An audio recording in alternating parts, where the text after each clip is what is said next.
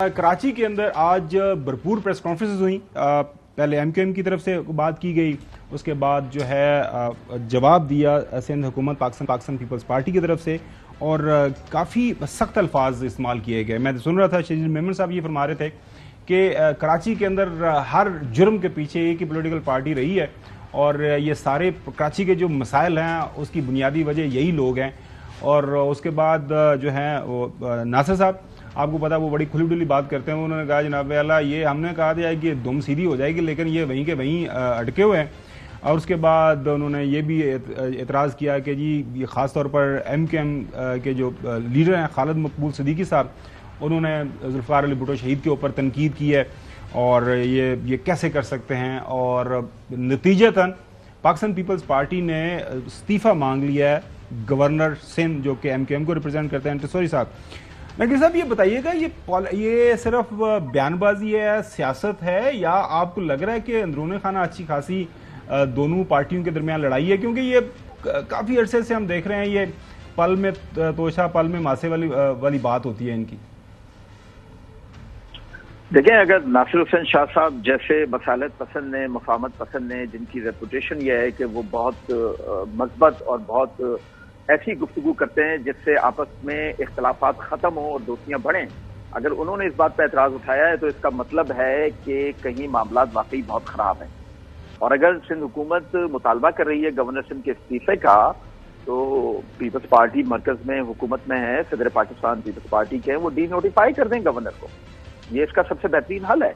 और रह गई बात कराची में जो कुछ हो रहा है दोनों जमातों के दरमियान, तो बात यह है कि जो कराची की जमात है उसको भी तो कुछ अपने ऑप्टिक्स दिखाने हैं अपने लोगों को कि हम आपके लिए क्या कर रहे हैं या क्या नहीं कर रहे।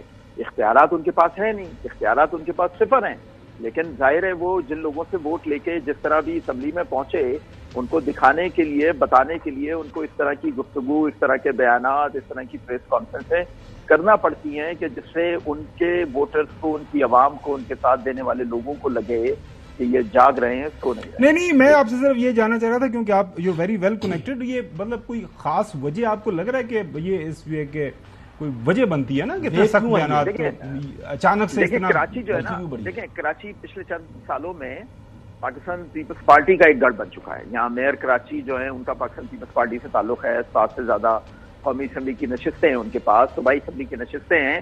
तो अब कराची में बेसिकली जो असल में जो आप इख्तलाफ की बात कर रहे हैं ना, वो ये वजह है कि अब कराची है किसका। असल तो जंग ये चल रही है ना, असल झगड़ा तो ये चल रहा है कि कराची है किसका। तो जो लोग कराची में 30 साल तक हुकूमत करते रहे 1985 से और 2020-22 तक, अब वो लोग बिल्कुल अपने आप को आइसोलेटेड। चलें, वक्त कम है वैसे। इस पे ऑन द लाइटर नोट ये 45 वालों को दे दें, फार्म 45 वालों को जिनको अवाम ने दिया है वोट, जो वहां पे दावा करते हैं। चौधरी गुलाम साहब, ये लड़ाई आपको लग रहा है कि ये कुछ सीरियस है, या बस ये स्ट्रॉन्ग का ये हमेशा की तरह ये बयानबाजी होती है? उसके बाद मोहतरम जरदारी साहब, आसिफ अली जरदारी साहब सदर पाकिस्तान, उनको बुलाएंगे, चाय के ऊपर गपशप करेंगे और मामला हल हो जाएगा? नहीं, ये खावर गवर्नमेंट साहब is against what you are saying, ये सीरियस इनके इख्तलाफात है, दोनों की सर्वाइवल जो है एक दूसरे की जिद पर है। यानी अगर एमकेएम ने जीतना है या कामयाब होना है तो पीपल्स पार्टी की शिकस्त होगी उन जगहों पर। मतलब ओवर सिंप्लीफाई करके बात कर रहा हूँ।